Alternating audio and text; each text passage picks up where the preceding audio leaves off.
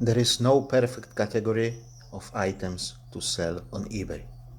All of them have their own pros and cons.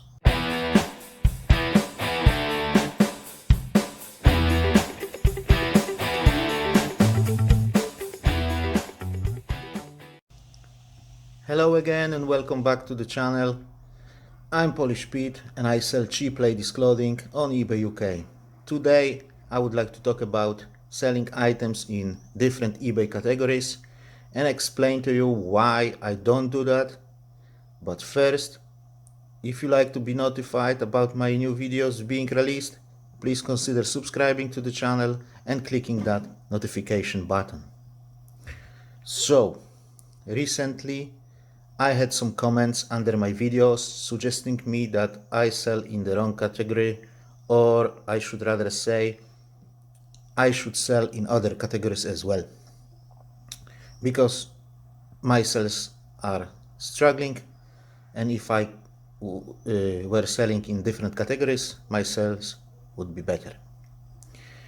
I would like to thank users Ann Stewart and Picky Ricky for their contribution on this subject, and everybody else who leaves comments under my videos. It's greatly appreciated, guys. Thank you for that. I read them all and I try to answer every question that is asked. But back to the topic, guys. So, why I sell in such a hardcore category where there is such a massive competition, and why I don't sell in other categories? Well, to start, we have to establish two things, guys. One, there is no perfect category. Every category has some cons and pros. And two, everybody is different. For some people, one thing is better than the other, but for somebody else, it can be completely opposite. People are different in terms of culture, education, life circumstances, and many other things. Obviously, nobody should be abused because of that. Nobody should be abused because it's a bit different than somebody else. I was a victim of racially aggravated assault twice in my life, and I was discriminated and laughed at on countless occasions, for being Polish, Catholic, I don't know, white, male, heterosexual, you name it, it's been there, yeah. A lot of that has happened in my work, unfortunately, and I would never wish anybody to go through that stress and fear of that. But again, back to the topic. There was many things that had an impact on my choice of category to sell in. Ability of sourcing being the most important thing. When I have started my eBay adventure, I had two small children and nobody except my wife to help me with them. I was still working in a job, and being Catholic, I wanted to spend Sunday morning in church rather than on car boot sale. Later on, I had to take care of an elderly gentleman who needed help, and there was nobody else to do it. So, my circumstances, my life circumstances, were limiting my ability of sourcing. I needed stock that was ready, available, possible to buy in bulk, and hopefully deliver it to my house. Or it was ready to pick up close to my house, so the round trip would be like an hour or 2 hours. So when I go out sourcing, I would like to come back home like that. These are ladies' shoes. I haven't listed all of them yet, but there was about 500 pairs in this lot. So if I could take 5 quid profit per pair, that's £2,500, and it was 2 hours of sourcing. Yeah, 2 hours sourcing trip, and that was including loading and unloading, and that was including 20 minutes chat to the seller. So this is how I like to source, guys. So I was recently suggested by viewers to consider vintage electronics. like VCRs and stuff like that, or video games, or brick and brack, and many other things. So let's take vintage electronics as an example and compare it with cheap ladies clothing. And I want to stress here, guys, that, and I can't emphasize it more, guys, there is nothing wrong with selling different things on eBay. Everybody to his own, yeah? Everybody has to do what suits him or her better. I'm not trying to say that clothing is the best category. I'm not even trying to say that clothing is a good category to be in. And to be honest, it's not.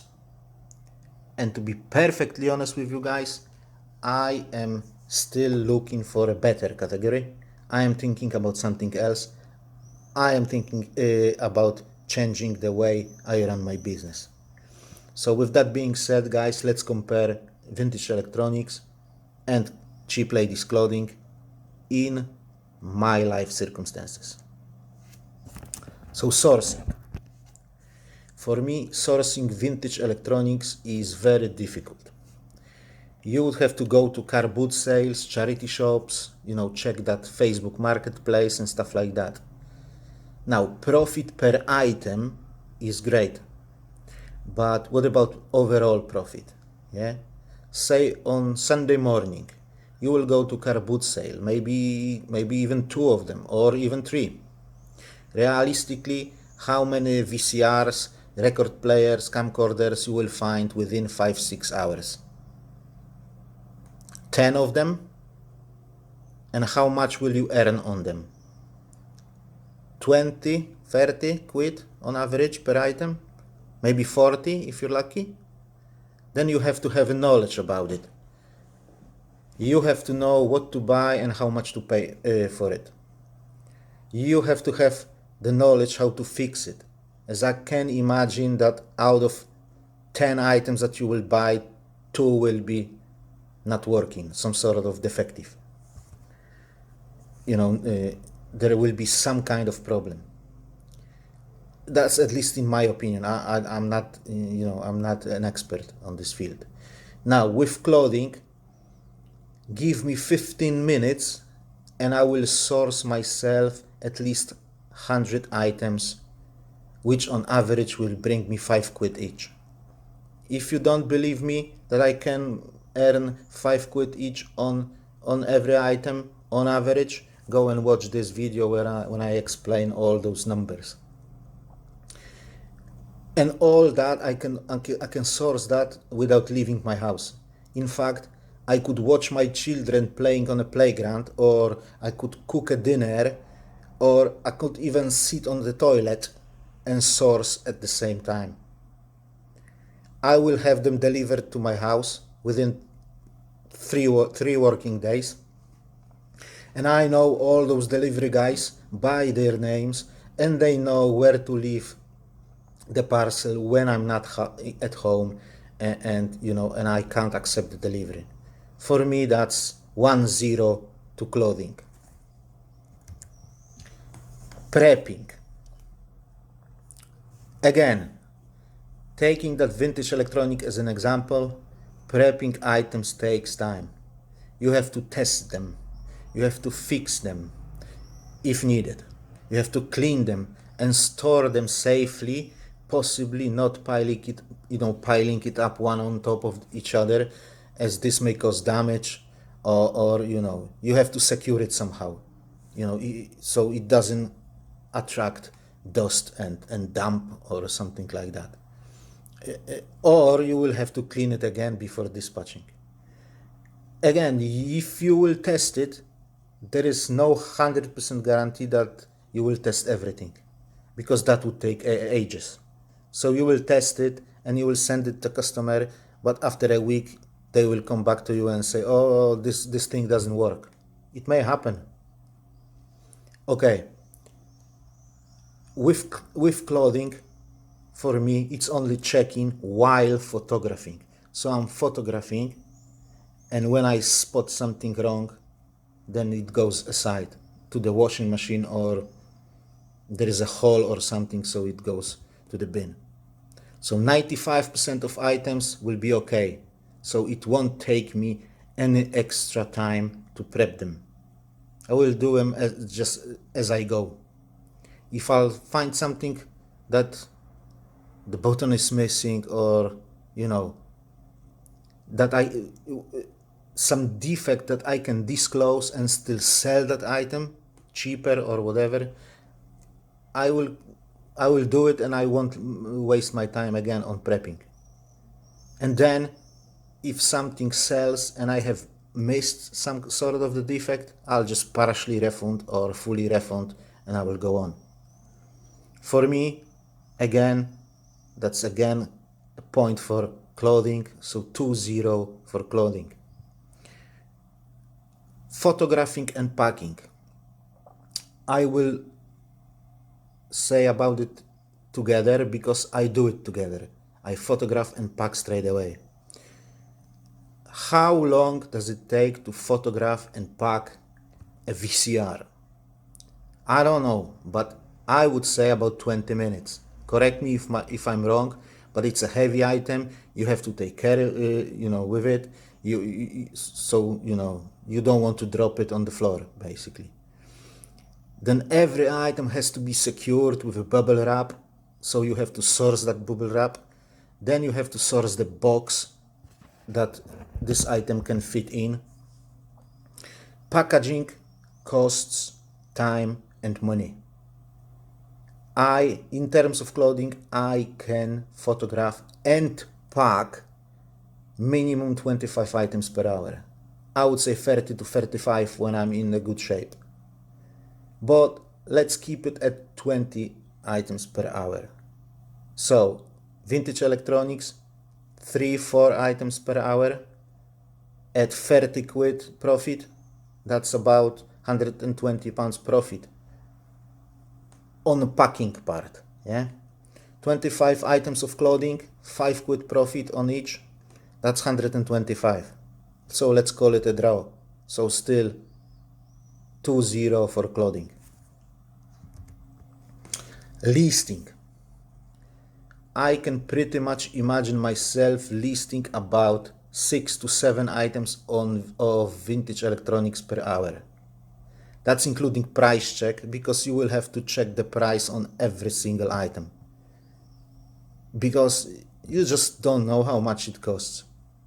You may sold it 6 months before, but the price could change within that time. So in terms of clothing, I can list at least 15 items per hour, if not 20. I've made the video about my listing process, and you can watch it over here.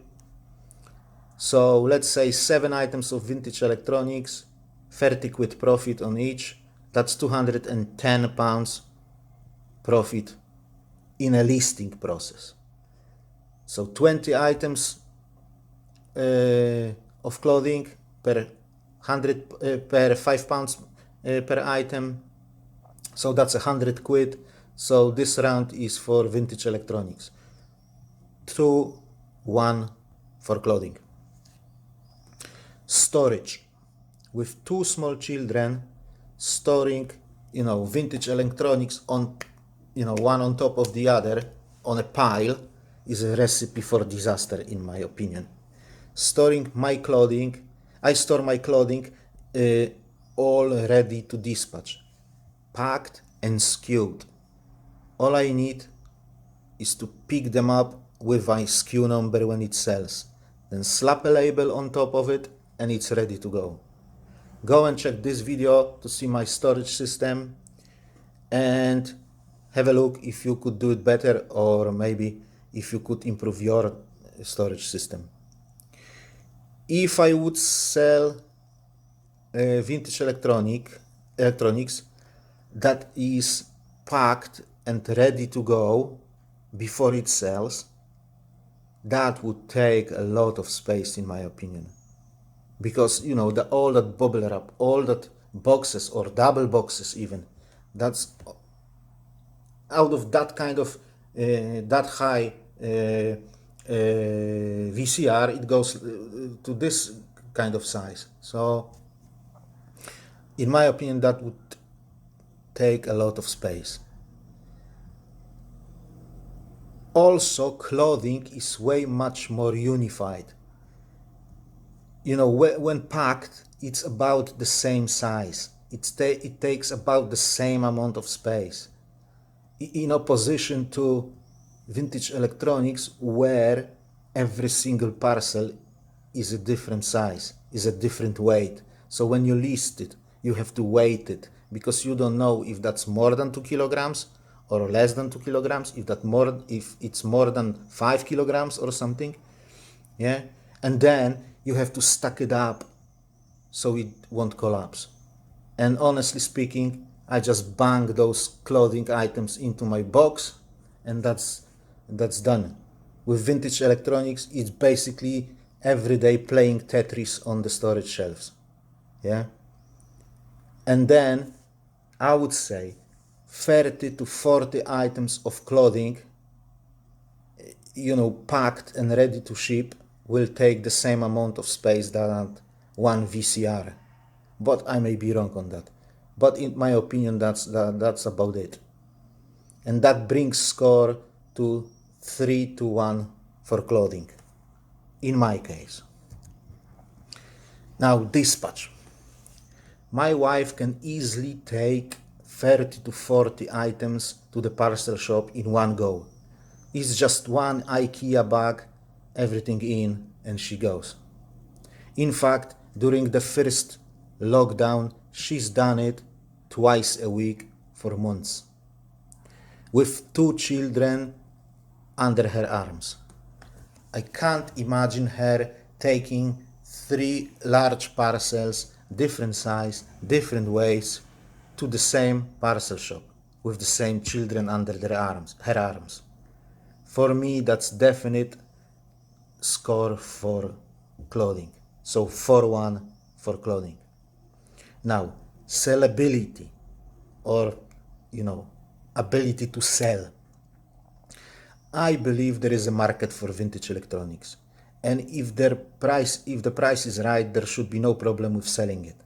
However, I don't think that this is a massive market. There is few sellers, but there is not so many buyers as well, in my opinion. It's low competition, but it's low number of customers as well. In terms of ladies' clothing, guys, there is obviously a massive competition, but in my opinion, that's all, or most of them are private sellers. I've made a video about gaining advantage over your competition on clothing market.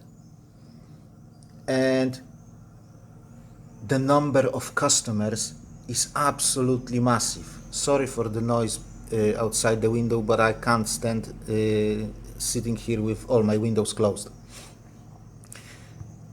So there are millions of ladies looking for clothing every single second of the day on eBay. Yeah, and without disrespecting anybody here, yeah, if you are a lady, go to your wardrobe and just count how many items of clothing have you got. If you're a bloke, go to your wife's wardrobe. Yeah. And I don't, like I said, I don't want to disrespect anybody. A lady has to have a lot of clothing for every single occasion, and I would never tell my wife that she's got enough. Yeah. If she needs something, she needs something. Yeah. Obviously, there are some impulse buyers, therapy buyers, bored buyers, crazy buyers, and buyers who will buy more and more to prove themselves that they are middle class. Yeah, I love them all. I love them because they buy my things. Also, it is worth to mention that you can niche down the ladies' clothing, or niche down, whatever you pronounce that, however you pronounce that. I'm trying to sell, let's say, plus size clothing. Ideally size 18 or larger, but I won't mind size 14. I only buy small sizes if I can't get a job lot that is sorted by size. But ideally, I would like to eliminate that completely. I would like to have everything that is 18 or larger. Well, say 14 and larger.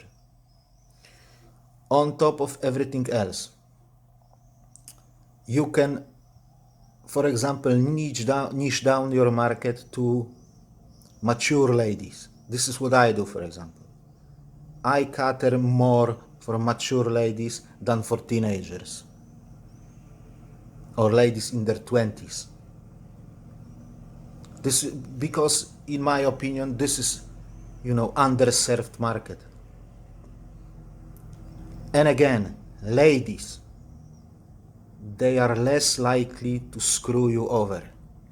If everything is fine, then everything is fine. They won't fish for partial refund.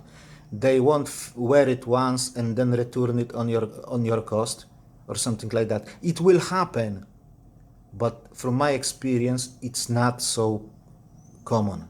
It will happen once or twice in a year, but not like on regular basis, twice a week. With vintage electronics, okay, most of the buyers is genuine and it won't screw you over. But I've heard those horror stories when somebody has bought a VCR, took the part that they needed, put the non-working part instead, and send it back as defective. And you have to pay all those expenses, and you end up with a defective VCR. So,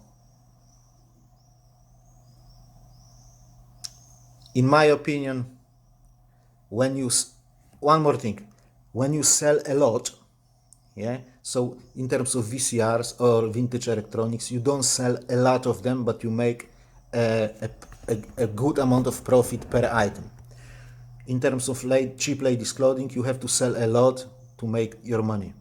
But when you sell a lot, there is a better ability to water down all those defects that happen.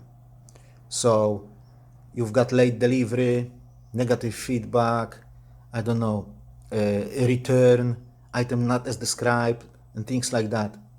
And you can water them down with a lot of items that you are selling. Because 1 in 100 is more than 1 in 1,000, yeah? So for me, guys, this round is also a tie, but with a small lean towards clothing. So let's say a tie, so the score stays the same, 4-1 for clothing. Now, fun and passion. The last thing I would like to score is fun and passion.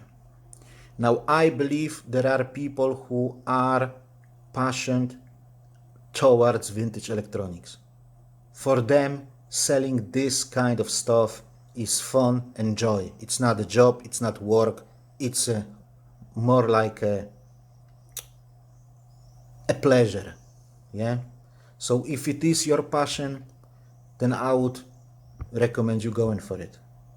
Now, ladies clothing is definitely not my passion, hobby, or something of this kind, yeah? I'm not a perv, I don't smell it, I don't wear it, I don't even try it on. But I can believe that for my wife, that would be much more enjoyable than it is for me. Because she's a lady, and that could be something interesting for her.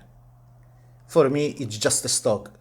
The same as nuts and bolts, the same as loaves of bread, yeah? However, I do enjoy selling online, and I enjoy eBay.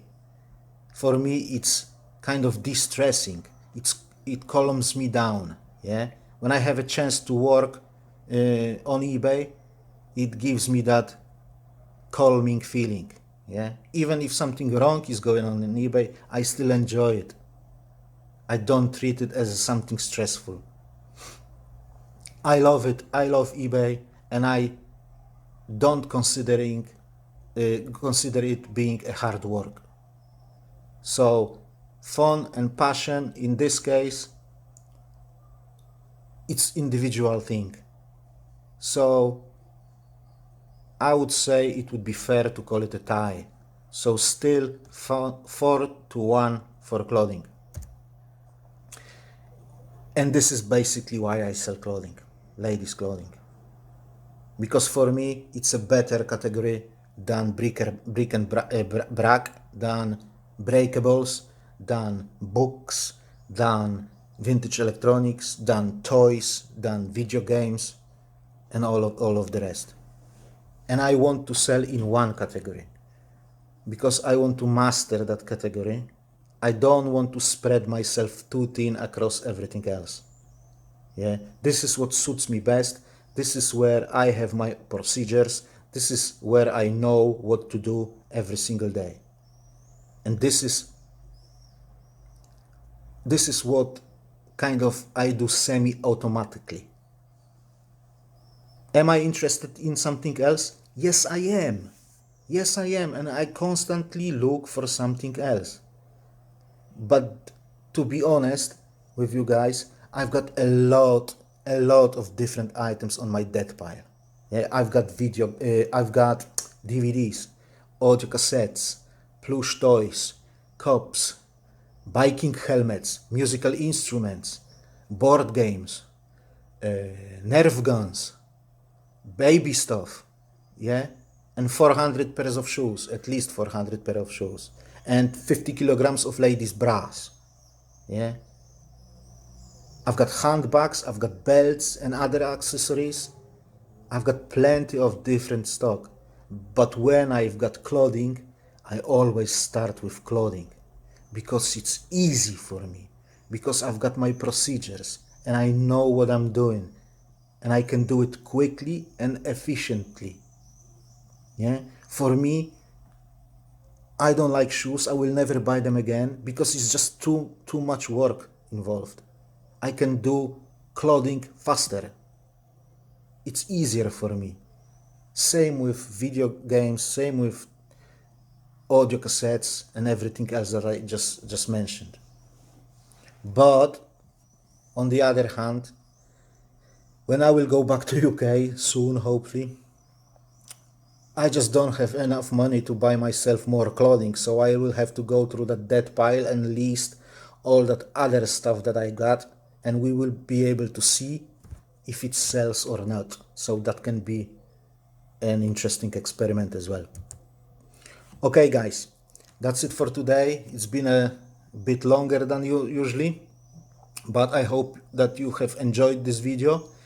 If you have, please give me a thumbs up to help YouTube to promote those videos to other people. If you like this kind of content, please subscribe to the channel. Have a great week, guys. Stay safe, especially from the Delta variant. Yeah. And pray for me that nothing major happens in the world, so I will be able to come to UK in August. God bless you all, guys, and bye bye.